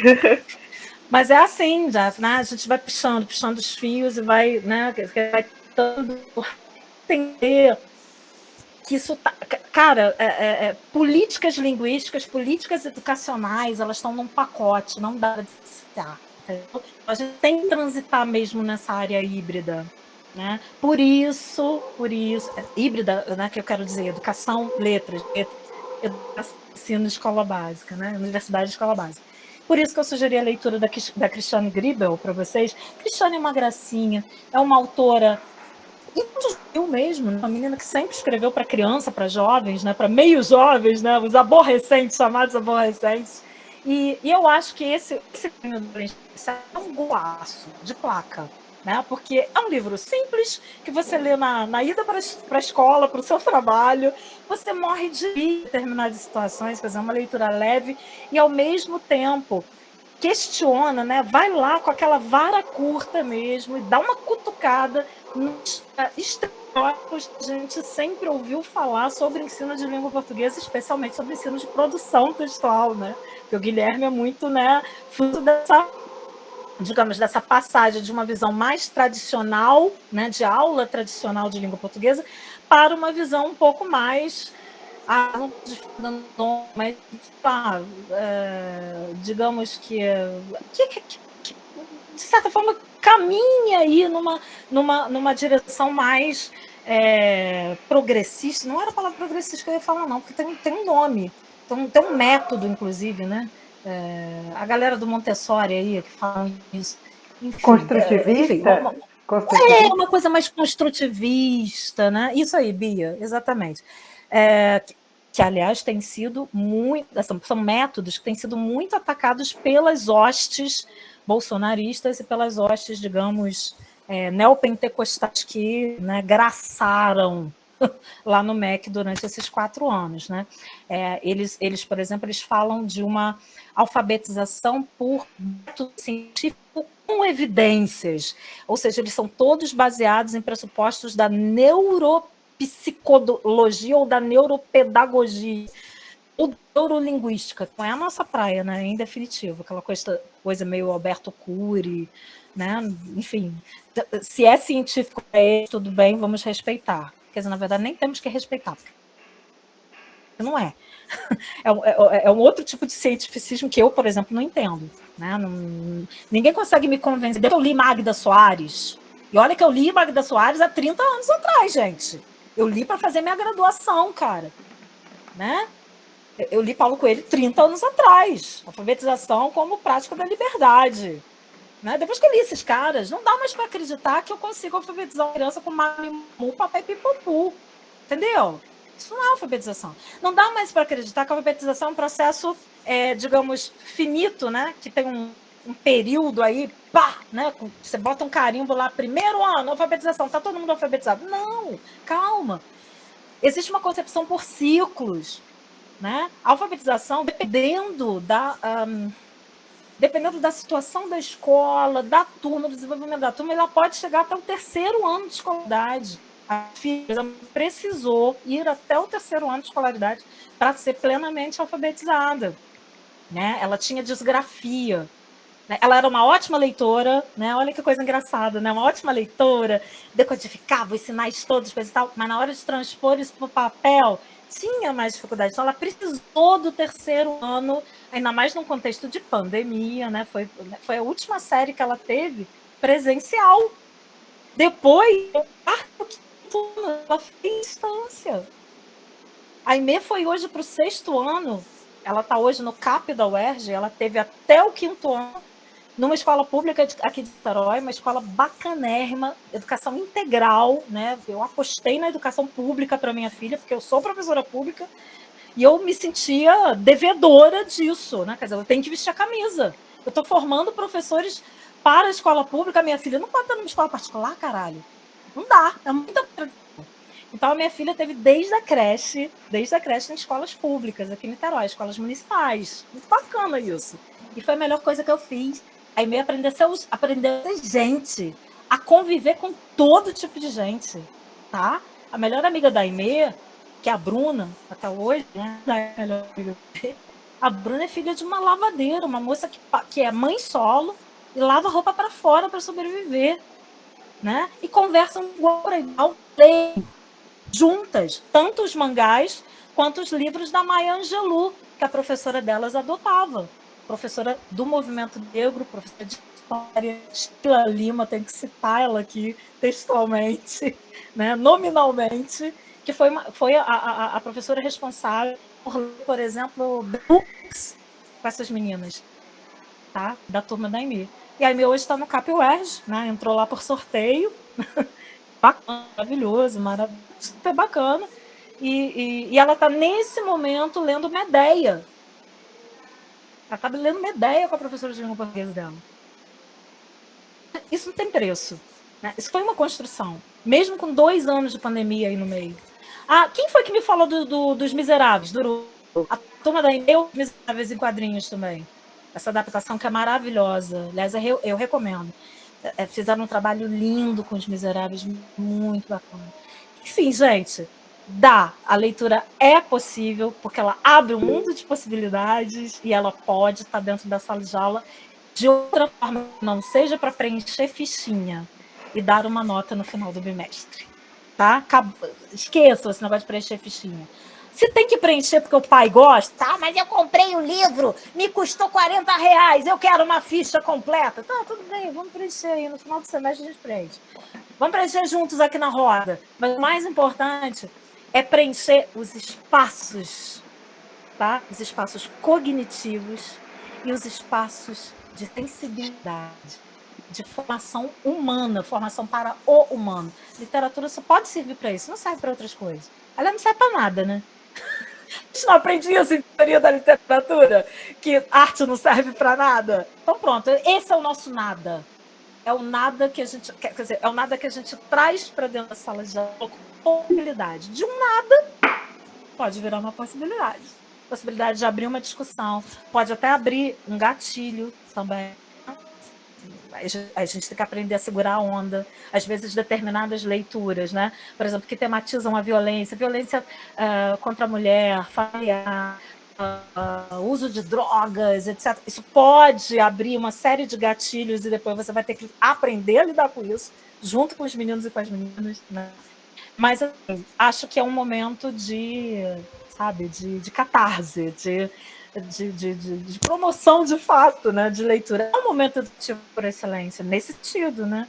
Eu te educo, você me educa, educar no sentido de eu estou aprendendo um pouquinho com você, você aprende um pouquinho comigo, a gente troca, e aí a gente vê que as nossas experiências podem se cruzar.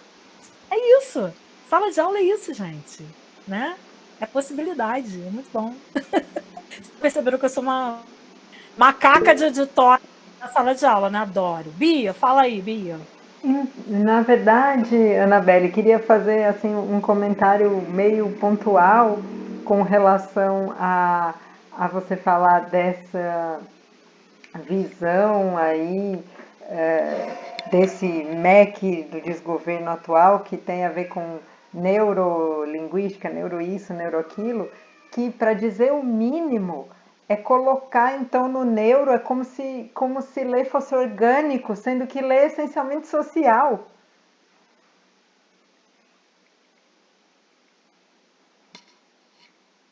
Sintetizou muito melhor do que eu, Bia. Obrigada. Eu levei 20 minutos para tentar explicar, Bia, em 2 segundos. Consegui explicar tudo que eu ia falar. Por isso que eu gosto do pessoal da área de linguística, gente. Que gente boa para fazer síntese. Nós da literatura somos muito falastrões. Me desculpa, Bia, mas é perfeito. É isso mesmo. Não, Social, vocês são os encantadores. coletivo. Vocês são os encantadores. Assim, eu só sei fazer um slide com 2 pontos assim de síntese da questão. E vocês são os encantadores. Vocês são é fascinante, de fato. Né? Isso que você falou de arte não servir para nada. Me ajuda se eu estou enganada, mas eu acho que foi o Joseph Conrad? Não. Qual foi o autor, o escritor que disse que a literatura acende uma luzinha, né? Só para a gente ver o quão grande que a escuridão em volta é bem maior, não é isso? Acho que Gente, que metáfora bonita. Você que foi uma forte, bacana. Sandra, sabe? Sandra que levantou a mão? Quem foi? Foi o Conrad? Eu queria, se vocês pudessem me dar um intervalo a falar sobre as minhas expectativas. Perfeito, Sandra. Eu vejo como uma área de resgate. A Anabelle, você falou, professora Anabelle, do CIEPS, e me parece que no plano inicial dos CIEPS havia a intenção de resgatar um determinado meninos de rua e abrigá-los dentro do CIEP, né, para integrar no ensino, na socialização. Sim, Sandra. Inclusive, a casa dos meninos funcionava em cima da biblioteca. Era exatamente isso. Eram 6 meninos com uma família acolhedora, né, que moravam em cima da biblioteca. Muito, né, muito simbólico também. Lembrando disso, não tinha muita certeza, mas lembrei. Então, eu penso em estudar bastante, porque talvez eu não tenha uma perspectiva de entrar no ensino regular. Mas eu preciso aprender.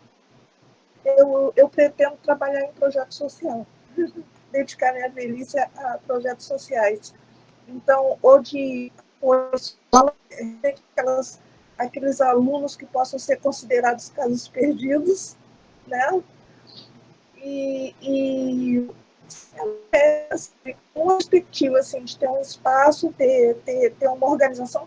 Eu também tenho um aprendizado para isso, porque eu não quero ser a explicadora do filho do vizinho apenas. Eu quero ter habilidade técnica para isso, eu quero ter condições organizativas e emocionais para isso. Aí que é o meu grande desculpa aí. Caramba, Sandra, que coisa bonita, hein? Eu, Sandra, você é da pedagogia ou é da sim, letras? e eu vejo a literatura como uma porta de entrada, né, para um mundo mais humanizado, de resgate daquelas pessoas, né, e inclusive de despertar até um interesse maior, dando um apoio à escola, aquelas crianças que estão dentro do espaço escolar, mas um espaço muito carente, um espaço muito deprimido, né, em que um professor vai ter muita dificuldade também, isoladamente, lidar com todas as questões que se somam ali. Aí, quer dizer, eu fico pensando um pouco nisso também no ensino de adultos, de jovens, quer dizer, e é importantíssimo para mim essa formação, é importantíssima essa prática, essa introdução no ensino. Bacana, né? Sandra, e também você é da área de letras ou da área de pedagogia? Só para eu saber. Não, eu sou de letras, mas as primeiras matérias que eu puxei foi de pedagogia. Tá, bacana. Não, eu fico, assim, com a tua fala, eu fiquei imaginando muito que você tem um pendor e tem um interesse por aquilo que a gente chama de sala de leitura, né? Você poderia funcionar muito bem como um agente de leitura, que é exatamente esse trabalho mais focalizado, ou com pequenos grupos, né, de interesse, ou projetos que você trabalha junto com o professor de língua ou de literatura da escola, mas que não necessariamente precisa com todo ao mesmo tempo, né? Você pode priorizar, né? Fazer determinadas categorias e transformar a sala de leitura em algo vivo ali, que é frequentado pelos meninos e meninas da escola. Acho que você tem muito esse perfil, já que você tem vontade de fazer um projeto, né, de base social, pode ser uma escola pública, pode ser numa ONG que também tenha uma sala de leitura, pode ser num colégio que tenha extra. Isso, né, quer dizer, essa coisa da formação do leitor, ela está para além da escola, ela está para além da escolarização, isso é muito bacana, né? São atividades não formais, né? Que a gente diz, atividades, né, que estão para além da escola. Então, acho que é muito legal você levar esse teu, né, essa tua vontade de estruturar grupos, né, e grupos de leitura, rodas de leitura, para outros espaços também que não sejam necessariamente a escola. Acho que você pode ter muito sucesso nisso. Eu vou deixar o e-mail, claro, gente, para vocês aqui disponível. E já vou fazer propaganda também, meninas, vocês deixam? Fazer propaganda de uma disciplina eletiva da semana que vem, que é literatura infantil e juvenil com viés antirracista.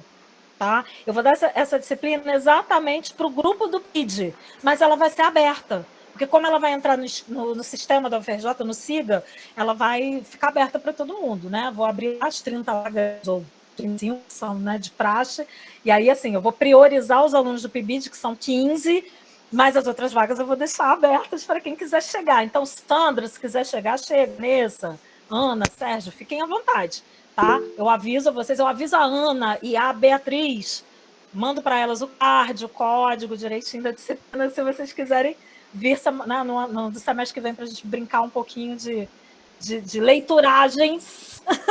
Vai ser um prazer. Sérgio, quer falar? É isso, Sérgio? Professor. Oi, Sandra, desculpa. Eu já fui integrada agora no PIB de 23, 24. Que bom, Sandra. Então, vamos embora. Você já das minhas. Vamos embora. Obrigada. Serginho, pode falar com a gente. Tudo bem? Aí, boa tarde a todos. Boa tarde. Tá tudo tranquilo aí? Aqui tá muito calor. Você tá onde, Sérgio? Mato Grosso? Eita, nós. Bacana, Sérgio. Bons ventos trazem. Seja bem-vindo. Então, eu dei, na verdade, uma olhada por cima do trabalho que foi enviado. E aí, como eu cheguei atrasado, mas a partir da sua fala, eu vou tentar aqui contribuir com o grupo, né? Assim, pegando um meio geral. Eu quero dizer assim para vocês que, assim, os professores, na verdade, a partir nós temos aí o que 31 anos após a constituição dessa questão de nós querermos a educação escolar. até então era tudo de goela abaixo. É uma expressão que sempre a gente vinha usando, né? E aí, então, a partir desse questionamento, desse relato que você deu aí, eu ainda penso assim que nós fomos colocados dentro de um quadradinho, né? E nossas crianças dentro daquela caixinha de fósforo, mais pequeno ainda. Então, quando fala sistematização em relação a falar aí do Lattes, eu penso que para nós aqui começa desde lá dos sistemas que a gente tem que lançar os planos de aula ali, né? Aqui dessas comunidades indígenas. Porque ali também começa, por exemplo, quando nós tratamos de língua materna, nós temos que se adequar a uma habilidade do inglês, por exemplo, ou para se incluir dentro. Então, quando nós falamos aqui de educação escolar indígena, ainda nós ainda estamos no cercadinho. Por mais que nós discutimos em grandes eventos, pelo que foi lá daí, ela ainda não está soando de quem tem que ouvir. Por exemplo, espero eu que talvez nesse governo aí, que volta, secretarias que davam atenção para nós apontar o que nós queremos, por exemplo, dentro dessas competências ou usabilidade ali, que seja mudado, por exemplo, né? Por exemplo, nós colocamos aí, acho que o Brasil inteiro trabalha isso, construção do material didático diferenciado de qualidade, mas é ali. Então, como nós pensamos, assim, os professores que estão mais na frente dessa discussão, como é que nós, perante a sociedade, vamos apresentar uma proposta de que nós queremos mudar o contexto de que foi colocado dentro de uma literatura indígena, de história, seja qual for, se mal passamos desse limite do município, né? Então, eu penso que essa discussão, assim, ela tem sim avançado dentro dos fóruns de professores, mas nós precisamos de algo a mais. E quando nós chegamos na universidade também, foi falado bem aí. Eu questiono muito essa questão, porque, bem assim, eu vou ver se você vai conseguir entender. Por exemplo, na verdade, eu conheci alguns, no tempo que eu estava na universidade, e outros teóricos, que eles fizeram, na verdade, um estudo à distância, vamos dizer assim. Não chegaram aqui, vou pesquisar, vou lá numa comunidade, e aí o meu questionamento é o seguinte: como é que eu vou falar que a verdade do meu ancião ou da minha história perante um artigo científico aí, se eu tenho que pegar uma teoria qualquer para embasar a minha verdade? Olha só. Poxa, se a pessoa nem, né, sequer for numa comunidade, sei lá, através do estudo, vamos imaginar assim. Aí eu tenho que pegar a minha verdade, do que eu peguei, que foi coletado aqui, para me transformar em verdade. Eu tenho que pegar alguém que eu nem conheço, né? Só através da teoria. Poxa, que brincadeira que é essa? Aí você falou também uma palavra bem interessante aí, né? Aí a literatura não é nada, né? De fato, pode ser transparente. Mas eu fiquei pensando assim, é uma coisa bem... Eu fiquei pensando assim,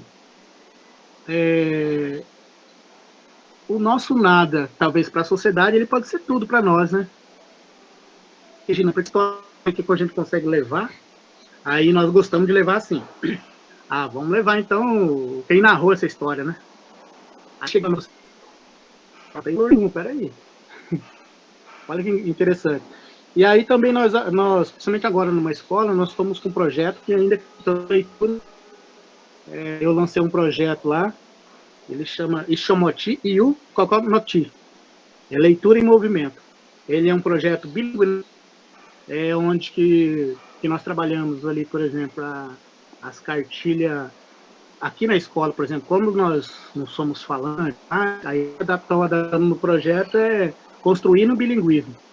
Então, desde o caderno de caligrafia, vai as frases em terena e a tradução, eles vão trabalhando isso aí. E os livrinhos infantis, enfim, essas coisas aí. É uma coisa que está dando muito certo. E eu acho que para nós, ou para o desenvolvimento de uma comunidade, ou seja ela qual for, eu acho que a partir do momento da estratégia de leitura, acho que talvez podemos conseguir mais ou menos o que nós estamos querendo fazer, né?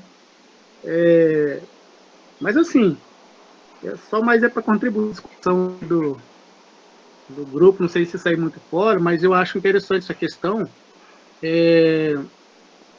porque foi falado aí, eu consigo colocar o meu trabalho dentro do meu Lattes. É isso aí, eu tenho passado várias questões também, que bom que não é só eu, né? Já sou por isso. Eu tenho que dar um nome lá, aportuguesado, vamos dizer assim, né? Para mim aparecer o meu projeto, principalmente de questões indígenas, que ele é o bilinguismo no caso, né? E aí eu tenho que ficar basicamente mentindo. Eu sou professor e vou continuar mentindo lá no meu currículo. Olha que brincadeira.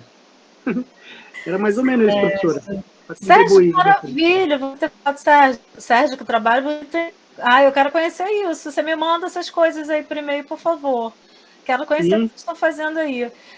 E veja se o que o Sérgio falou, gente, ele acabou de falar, não é uma espécie de epistemicídio.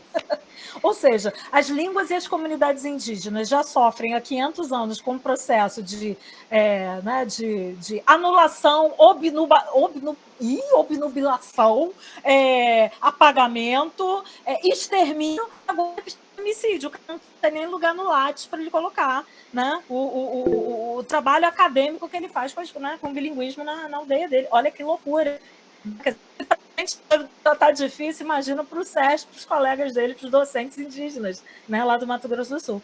Vejam que, quer dizer, o que eu estou falando não é frescura de acadêmica, não, tá? De professorinha da UFRJ, não. Quer dizer, isso acontece no dia a dia, né? Tem lá um projeto vivo, pulsante, as crianças estão lendo, né? Quer dizer, a língua está sendo vertida e transvertida nos seus vários significados, né? Tentando dar a ela uma nova potencialidade no século XXI, nas linguagens indígenas, e de repente, olha que coisa bonita, gente, que ele está mostrando. Lindo, Sérgio. Quero uma foto assim, para guardar de lembrança. E aí, de repente, a gente está aqui discutindo, quer dizer, o que é que cabe, o que é que não cabe no Lattes. Foi muito bacana você ter trazido a tua contribuição, Sérgio. Bacana.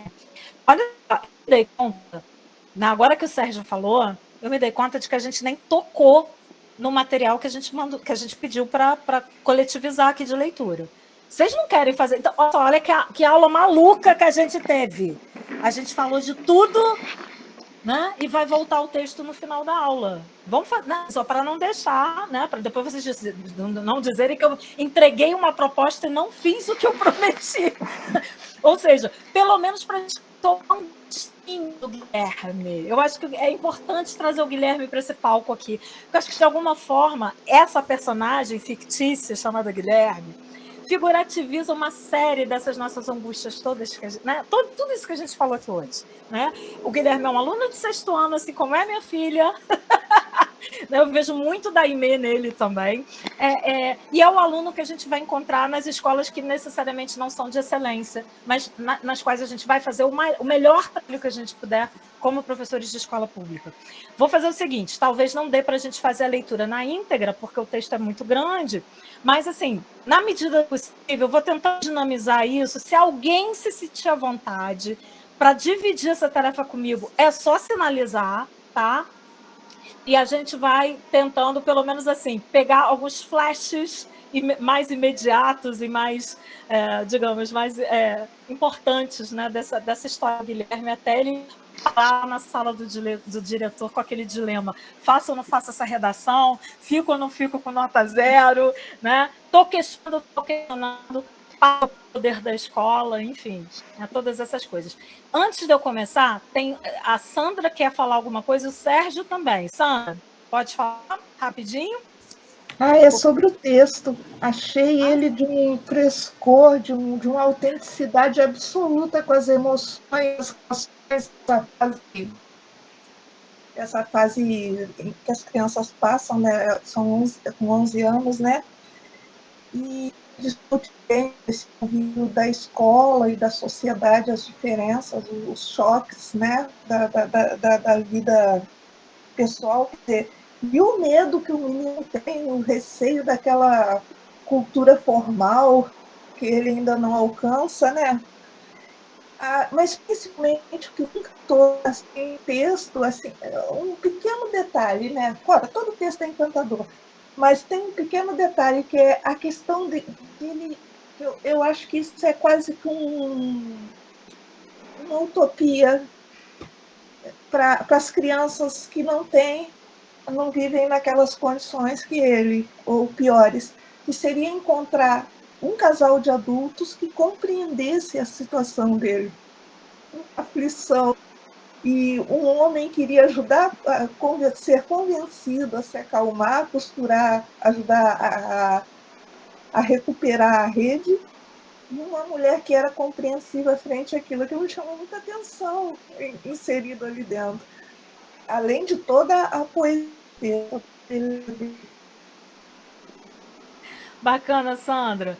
Vamos fazer assim, então. Vamos agora tentar, de alguma forma, assim, nos despir muito da nossa postura professoral. E vamos ler o texto como se a gente tivesse acabado de entrar num sebo ou numa livraria e tivesse... Né? Minhas férias, pula uma linha, parágrafo. E a gente vai se tomar uma surpresa, sabe? Um susto bom. Primeiro com o título, que é maravilhoso. Né? É um título que já nos pega pela cintura e diz: vem cá, que você vai gostar desse livrinho, vamos ler juntos. E aí a gente tenta, sabe, para tomar aquele café e vai ler o texto descompromissadamente num primeiro momento, mas depois a gente vai, né? A gente vai colocando aqueles paletas que a gente vai colocando no cantinho do livro para poder marcar coisas importantes. Depois o livro está todo marcadinho e quando a gente vai reler, a gente, né, repensa: olha, isso aqui realmente faz muita diferença na minha sala de aula, pode fazer diferença na sala de aula do meu colega, pode fazer diferença para os vários Guilhermes que ainda vão ser meus alunos, né? A proposta é essa mesmo. A princípio, gente, eu ia propor que vocês apenas ouvissem. Porque, olha só, o texto escrito, registrado, bonitinho, em PDF, vocês já têm. Vocês já leram. Muitos de vocês já leram. Mas, para vocês terem aquela experiência estética, sabe? Isso que eu estava falando para vocês, da presentificação do texto, do empréstimo do corpo do professor para a performance estética do texto, o ideal seria um texto na frente, não acompanhá-lo, né? Como a gente faz tradicionalmente na escola, né? A gente faz acompanhando a leitura com o professor, com aquele suporte de livro. A gente pode transgredir isso um pouquinho, sem ter o suporte livro e priorizando, o ouvir. Olha aquela habilidade do ouvir, a gente esqueceu na escola. O ouvir, o compreender e digamos, o poder falar depois sobre o ouvido, mais ou menos numa espécie de aprendizagem indígena, né? Sérgio está aqui, pode me ajudar nisso, né? Eu ouvi o Munduruku dizer isso. A pedagogia indígena é uma pedagogia de catar piolho, né? O pai está ali, a mãe está ali catando piolho e contando história. É assim que que essas gerações se nutrem das suas próprias narrativas, né? Pedagogia de quadro de giz e lousa e prova, vamos marcar, fichinha de livro, né, Bia? Não é isso. Pedagogia do piolho. Essa é a proposta que eu faço para vocês hoje aqui. Vamos catar os piolhos do Guilherme.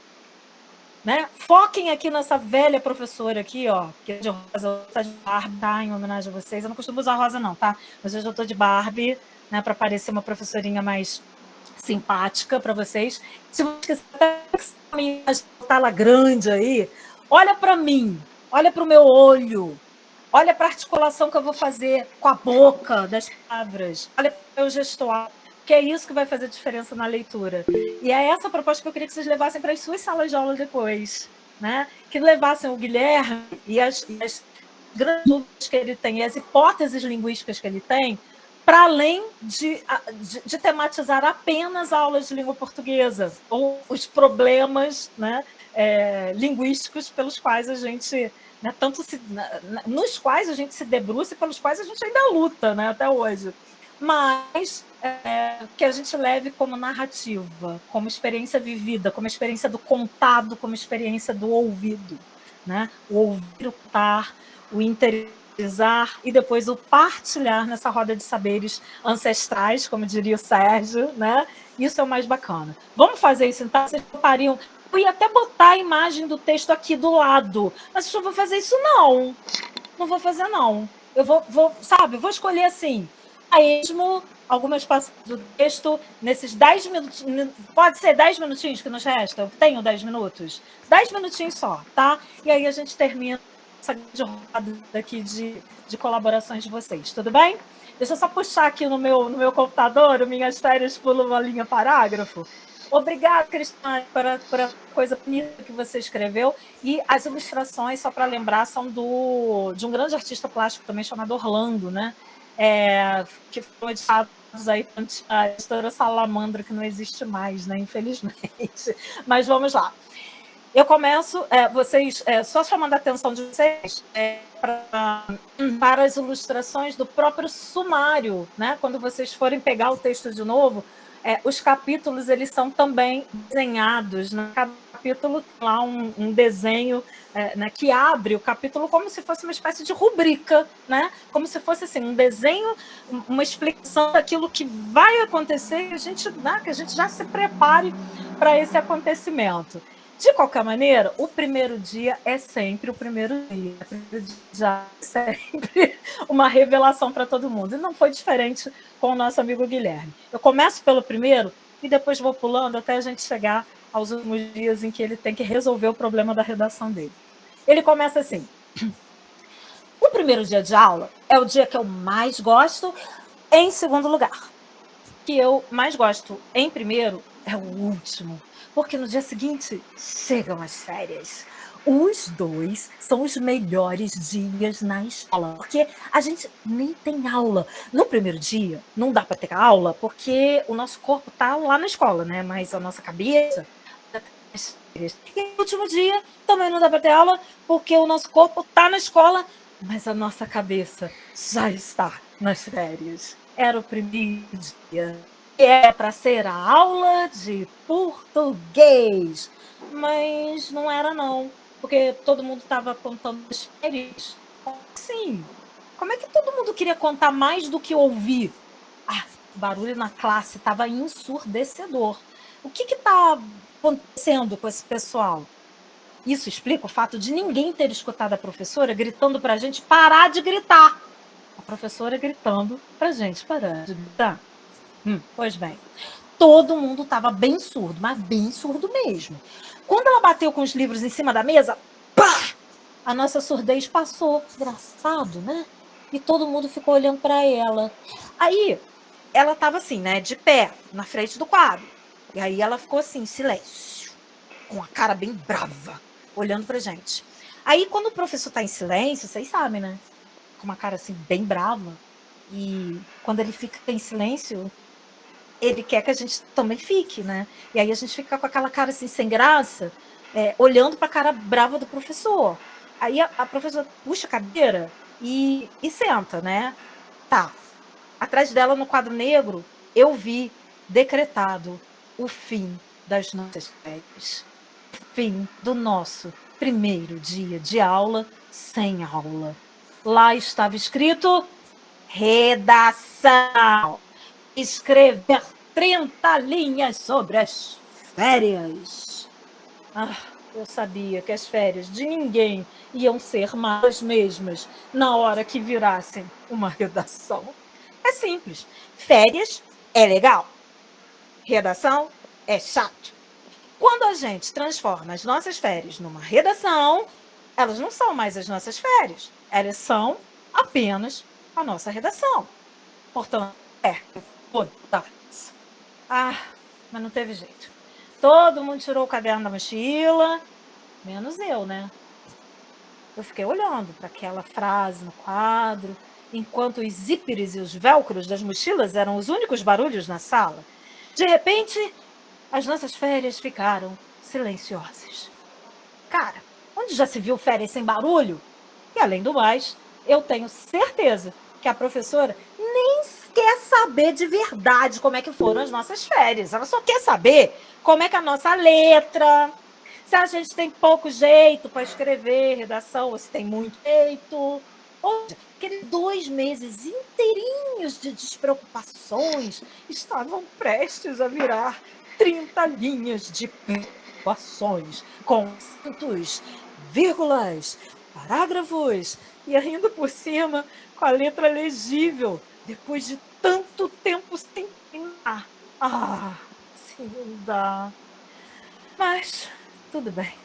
A turma inteira já estava lá, né? Escrevendo. Quando eu percebi que a professora ficou só para mim. Ué, o que tá rolando? Olha, quando a professora fica olhando só para você, é porque você tinha que estar fazendo outra coisa, que não era o que você está fazendo. A outra coisa que eu tinha que estar fazendo era a minha redação. E eu, para disfarçar, puxei a minha mochila, né? Peguei o caderno. Tudo bem, é claro que a minha mochila tem um fecho de velcro e o mundo olhou para mim quando eu abri. Mas a professora, curiosamente, não olhou de novo. Sabe por quê? Ela já estava olhando para mim mesmo antes. Tudo bem, eu peguei a caneta, muito sério, tá? Eu nem sabia mais se dá direito a caneta. Mas escrevi assim, logo na primeira linha. Minhas férias. Tudo separadinho. Mas cá entre nós, a letra ficou péssima. E eu resolvi arrancar a folha para começar melhor o meu caderno daquele ano. E todo mundo olhou de novo para mim. Até a professora, que já tinha parado de me olhar, olhou. Troquei a caneta por um lápis, assim, parava de ficar horrível. E para só apagar, né? Em vez de ter que arrancar outra folha, caso eu errasse. E aí eu coloquei as minhas férias bem lá no alto, assim, da folha, sabe? Bem no meio da página. E aí eu fiz o que a professora mandou. Pulei uma linha e fiz um parágrafo. Minhas férias. Outra coisa, gente. Outro problema de transformar as nossas férias em redação é fazer os 2 meses caberem naquelas 30 linhas, tá? Porque se a gente fosse contar mesmo tudo que aconteceu, aquelas 30 linhas iam servir só para um dia de férias e olhe lá. E aí, você olha para o seu relógio, né? E aí descobre que as 30 linhas para contar todas as suas férias viram muitas, porque você só tem mais 15 minutos de aula para fazer redação. E aí, aí eu soube que começar as férias é a coisa mais fácil do mundo. Em compensação, começar uma redação sobre as férias é tão difícil como começar as aulas. Gente, vou parar por aqui porque o Guilherme continua, né, os delírios, né, redacionais dele. E vocês sabem que essa história vai dar muito pano para manga depois, né? Ele acaba indo para a sala do diretor, enfim, e tem uma série de conversas muito maduras até para um menino de sexto ano, questionando exatamente isso. Quer dizer, qual é o espaço de elocução das 30 linhas que me mandam escrever logo no primeiro dia de aula sobre as minhas férias? Que férias podem caber em apenas 30 linhas de redação? Né? Então, quer dizer, o Guilherme é um acontecimento, e é um acontecimento pragmático, com o qual vocês vão se deparar nas suas salas de aula. Né? Isso aí é pacífico. Agora, o que eu queria ressaltar mais uma vez para vocês é o seguinte: essa história, lida silenciosamente, tem o mesmo impacto do que relida, reatualizado, no sentido de teatral mesmo do termo, né? Quer dizer, de ganhar uma nova voz e uma nova elocução, né? Quer dizer, uma nova audiência na sala de aula, nessa partilha coletiva que a gente fez aqui. Jamais, né, Ana? Ana Paula já fala, não é igual. Eu não estou aqui desqualificando a leitura silenciosa, é importante, e ela tem um espaço já muito cristalizado e cultivado desde pelo menos o surgimento da imprensa, né? Na nossa sociedade ocidental. Mas olha como foi bom a gente voltar numa espécie de tempo-espaço que tem uma outra temporalidade, que é o tempo e espaço das sociedades ágrafas, em que não havia o livro, não havia o registro, mas havia a história, havia o corpo, o olhar, a respiração, a voz. O que eu fiz aqui foi nada além de partilhar com vocês os primeiros 2 capítulos desse livro maravilhoso. Só partilhar de uma maneira que eu acho muito mais democrática e muito mais coletivizante. Né? Quer dizer, a gente deixa a leitura silenciosa um pouquinho de lado, né? A gente pode voltar a ela, deve voltar para fazer as devidas marcações, né? de estudo de vocabulário, né? De estudo do texto de uma forma, né? Para as camadas mais profundas do texto. Mas o primeiro contato com essa história precisa ser assim, gente. Ele precisa ser audível, precisa ser oral, precisa ser experimentado coletivamente. Vocês entenderam? Por isso que eu fiz questão de trazer um trecho para ser lido, porque é outra realização da fala, é outra realização da língua, né? Que não é menor. Né? Vocês estão aqui num grupo que se chama Combate ao Preconceito Linguístico. Vamos combater o preconceito, a leitura falada, a língua falada, a linguagem oral. A oralidade precisa voltar a voar nessas salas de aula, porque foi oralmente que a cultura ocidental se estabeleceu e se espraiou. Não dá para negar isso. Né? Cadê a Odisseia? Cadê a Ilíada? Né? Onde estavam escritas? Quem escreveu? Será que foi mesmo Homero? Será que Homero existiu? Ou Homero é um codinome de uma coisinha chamada saber popular? Saber popular compartilhado realmente. Né? Então, fica para vocês uma espécie mesmo de desafio. Né? O corpo fala. Beatriz já tinha dito lá no iniciozinho, lá no chat, no início da nossa conversa, o corpo fala. E a expressão do corpo é muito forte.